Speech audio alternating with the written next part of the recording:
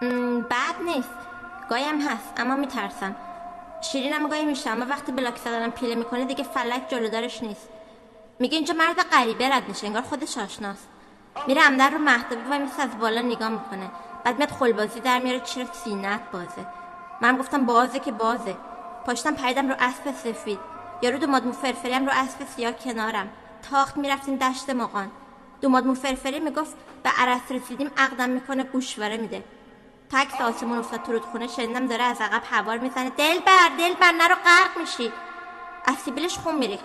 پا شدم تا لجشو درارم، نشستم به لاک زدن. اومد یواش گفت لاک میزنی؟